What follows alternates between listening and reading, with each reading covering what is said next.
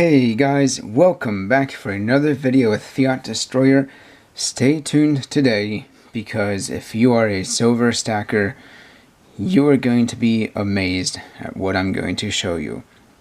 So what I want to talk about today is the fact that when it comes to 90% silver, constitutional silver, spending silver, whatever you want to call it, you know what I'm talking about. The walking liberties, Kennedy half dollars, Washington quarters, Roosevelt and Mercury dimes. That's what I have out before you today. And Benjamin Franklin half dollars, can't forget to mention him. I'm going to show you that the older silver you stack, the more silver loss that you're going to have. So what I want to do to show you in this video today is I'm not going to use the weight system. I will maybe do that in another video because that would be interesting to see. But I'm going to show you that you can see just by sight just how much silver you lose by stacking old silver. Now, with a disclaimer, I want to say that it's not that harmful to stack Walking Liberty half dollars or Mercury dimes. As you can see there, we've got Mercury dimes here. But what I want to say is that you may be able to sell your older silver by the face value, but sometimes if your plan is to exit your silver position by selling to a coin shop, they're going to look at it and pick out the stuff that is extra slick and then pay you only by weight and not by face value. I've seen it happen because I've sold some of my Standing Liberty quarters, which I've talked about before. I don't really care to stack a lot of Standing Liberty quarters, so I decided to flip some into gold, and I don't think I ever made a video about how that worked, but it worked really well. Now, some of the Standing Liberty quarters I didn't sell because he was going to pay only by weight, this particular coin shop. But anyway, I want to show you just how much silver you lose by stacking older silver. And the way I can do that is I have my quarters here and my dimes here stored by decade and by design. You can see we've got Roosevelt's here, Mercury's here, and then we've got just designs here because for the most part, Kennedy's are 1 year, but I don't have my Benjamins and my Walkers sorted by decade. But I'm just going to show you, and we'll start with the half dollars. These are actually the least remarkable, but the way I can show this is when I turn a tube upside down. And you're going to see here that between a Kennedy and a Franklin half dollar tube, there is very little difference. And I'm holding these tubes flush down at the bottom. But if you look there at the sides, you're going to see that the Franklin tube is almost as full as the Kennedy tube. I would say that it's probably less than one coin less. You can hear that there's a rattle in the Franklin tube. There's a rattle in this one, but I can feel it doesn't move as much. And these are just random tubes that I pulled out of my guardhouse box. Now, the Liberty half dollar one, or the Walking Liberty, you can kind of hear how much more that rattles, and this is a full tube. I could definitely fit another half dollar or two in here, but this is $10 face. So if I hold this up next to the Kennedy and make sure the bottoms are straight, then you'll be able to see that we are a good, actually more than one tube short with the Walking Liberties. But like I said, these are actually the least remarkable. So I'm going to set these back here, and then we're going to go to the quarters next, and we'll look at the dimes last because the dimes are crazy. But to start us off, we have here a full tube of 1960s Washington quarters. There's hardly any rattle. This is a full tube. If I open this up, you can see that it's filled to to the very top. But if I go back just one decade to the 1950s, you can see that there's room at the top for at least 2 coins. And if I turn these upside down, that is when the truth really comes out.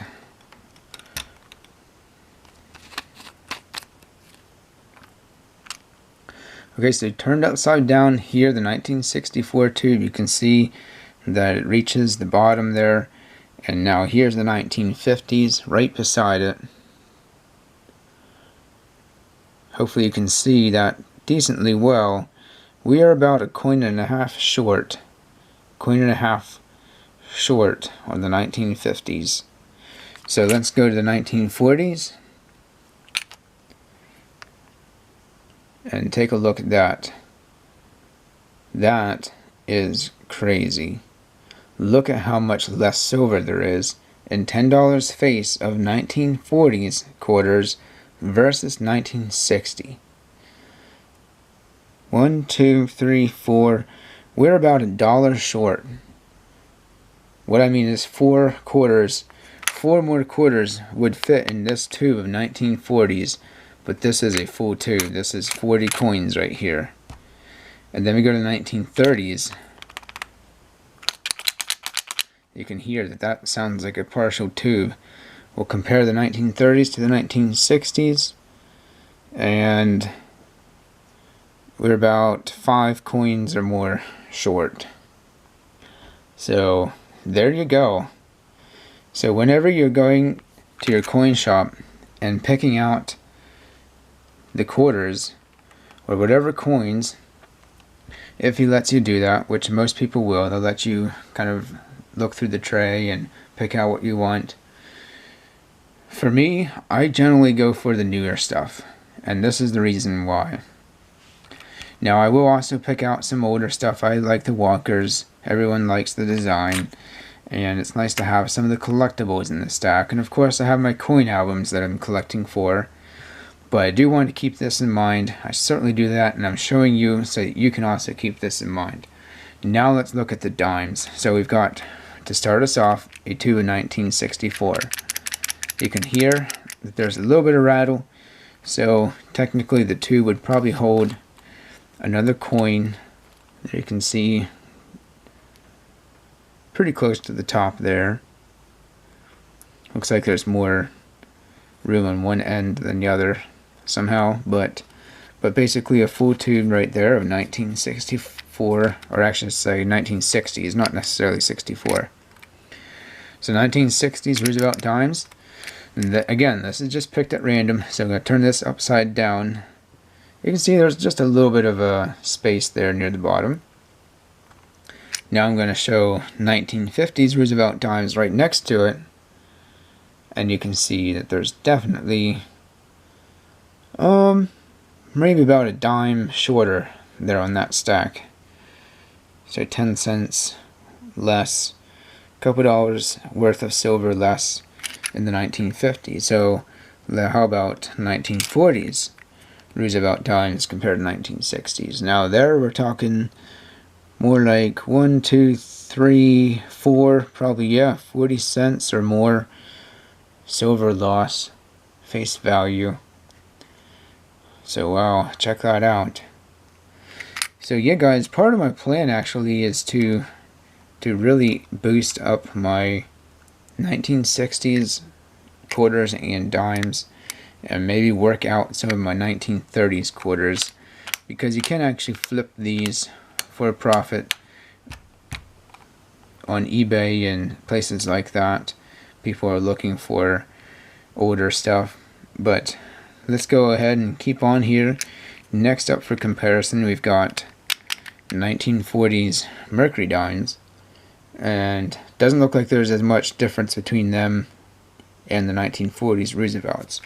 In fact, it might even be a little bit fuller. So let's go back a decade and compare 1930s. Now again, there's a very visible difference. As you can see,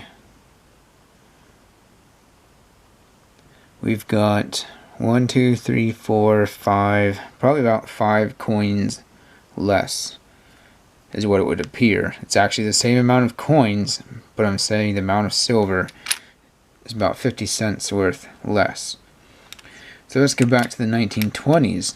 Now here right off the bat, as soon as I turn this upside down, it looks like this is not a full tube. But there we go. Not really much more that I have to say. I just have to show you guys. It's kind of crazy how much silver is lost when you go back to these older decades.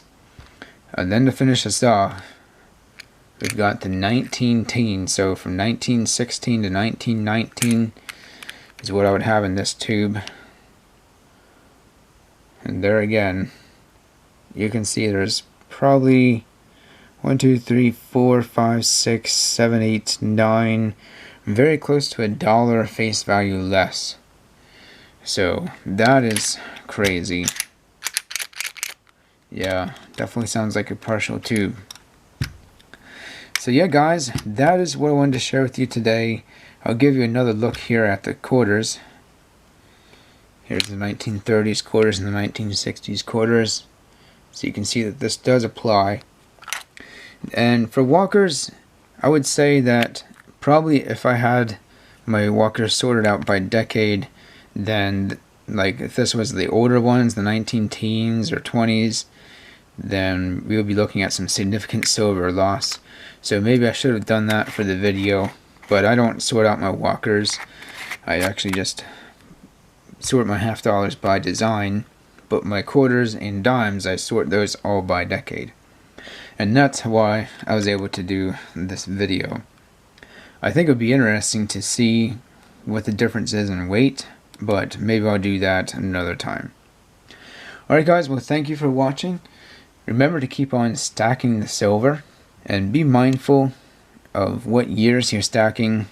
I want you to stack good silver for the same price. You can get more when you're paying so much per face value, which is how this stuff is sold. For the same price you can get more silver or you can get less silver.